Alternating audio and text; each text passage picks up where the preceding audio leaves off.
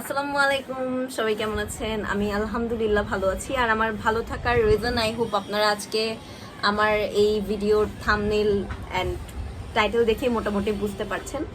আলহামদুলিল্লাহ আমার চিটাগাং ভার্সিটির রেজাল্ট দিয়েছে কিছুদিন আগে, আর আমি চিটাগাং ভার্সিটির B1 ইউনিটে খুব ভালো একটা রেজাল্ট করতে পেরেছি। এটা আল্লাহর রহমত ছাড়া আসলে কিছু না।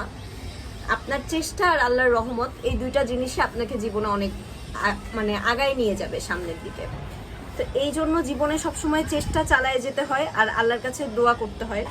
এখন HSC 25-এর যারা স্টুডেন্ট আছো, যারা HSC 25 দিয়ে চারুকলা ফিল্ডে আসতে চাও, বা যাদের এই ধরনের চিন্তা ভাবনা আছে যে ফিউচারে চারুকলা ফিল্ডে আসবে, তারা এই মুহূর্তে কি করতে পারো, তাদের করণীয় নিয়ে আমি হালকা একটা ছোটখাটো গাইডলাইন আজকে দিব। আর এই বিষয়ে লং অনেকগুলো ভিডিও হয়তো ফিউচারে আমার দেওয়ার ইচ্ছা আছে, সেটা অ্যাডমিশন পেতে চাই। এখন আমি দেওয়ার মতো আসলে অত সিনিয়র হয়ে যাই নাই, এই কয়েকদিন আমি নিজেও একটু বুঝি যাতে তোমাদের বোঝাতে আমার সহজ হয়। এখন আমি জাস্ট একটা বেসিক গাইডলাইন তোমাদেরকে দিব। সবার আগে তো তোমাদের উচিত যে এখন তোমাদের হাতে যেই 40 দিন থেকে 30 দিনের মতো হয়তো একটা সময় আছে এইচএসসির, এই টাইমটাকে কাজে লাগানো। এইচএসসিতে খুবই খুবই খুবই ভালো একটা রেজাল্ট করা, সেটা তুমি যে গ্রুপেরই হও। তুমি সায়েন্স হলে মাস্টলি তোমার 5 দরকার হবে। আমি জানি কথাটা আমি খুবই টিপিক্যাল ব্রাউন প্যারেন্টসের মতো খুবই বিশ্রীভাবে বলতেছি, যেটা বলা উচিত না। এই ন্যারেটিভটা থাকাই উচিত না যে 5 না পাইলে সে কোনো স্টুডেন্ট না। কিন্তু আসলে আমাদের সামাজিক বাস্তবতা বা আমাদের শিক্ষাগত জীবনের বাস্তবতা এটাই যে তোমার যদি সায়েন্স ব্যাকগ্রাউন্ড থেকে 5 না থাকে, তুমি অনেক জায়গায় ফর্মই তুলতে পারবা না। সায়েন্সের স্টুডেন্টদের অনেক ভালো রেজাল্ট থাকতে হয়, সো তাদের 5 থাকা দরকার। কমার্সের স্টুডেন্টদের 5 লাগে না। কমার্সের স্টুডেন্টদের বেসিক্যালি ওদের প্র্যাকটিক্যাল সাবজেক্ট একটু কম থাকে, তো ওদের যেহেতু মোটামুটি 7টা সিকিউ লেখার মতো জায়গায় বেশি, এই জন্য দেখা যায় যে ওদের 5 না হলেও মোটামুটি ওরা তুলতে পারে, কিন্তু তাও টার্গেট সবসময় বড় রাখাই উচিত। আর আর্টসের স্টুডেন্টদের ব্যাপারে তো এমনি সমাজের একটা প্রচলিত ন্যারেটিভই হচ্ছে যে এরা গরু গাধা গবেট।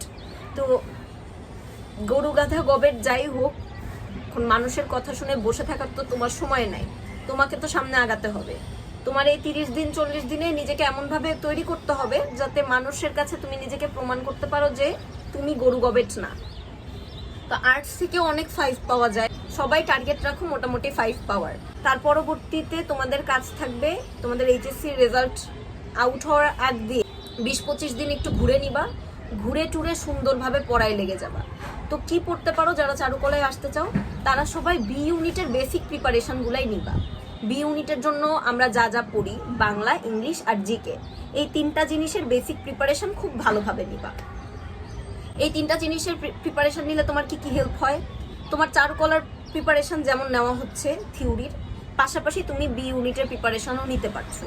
আবার যারা আর্টসে থাকো, আমি নিজে মানবিকে ছিলাম দেখে মানবিকের কথা আসলে অনেক বেশি বলছি, জানি দেখে এই সেক্টরটা নিয়ে বেশি বলছি। আসলে আর্টসের স্টুডেন্ট যারা থাকো তারা কিন্তু জানো যে সায়েন্স আর কমার্সের ইউনিটগুলোতেও আমরা পরীক্ষা দিতে পারি, কিন্তু আমাদের সিট অনেক কম থাকে। সেখানেও দেখা যায় আমাদের বাংলা, ইংলিশ, জিকে তো পড়তেই হয়, পাশাপাশি হয়তো কোনো একটা গ্রুপ সাবজেক্ট বা আইকিউ বা আলাদা করে এক্সট্রা ম্যাথ এরকম কিছু হয়তো আমাদের আলাদা একটু শিখতে হয়। ইন জেনারেল যারা আমরা আসি, আমরা সবাই হচ্ছে বাংলা, ইংলিশ, জিকে এই জিনিসগুলো ভালোভাবে পড়বো। এটা আমাদের বি ইউনিট যেভাবে কভার করবে হচ্ছে চারুকলার ইউনিটগুলোকেও এটাকে কভার করা হয়। এই বি ইউনিটের প্রিপারেশনটাই আপাতত একটা ভালো সলিড গাইডলাইন হতে পারে।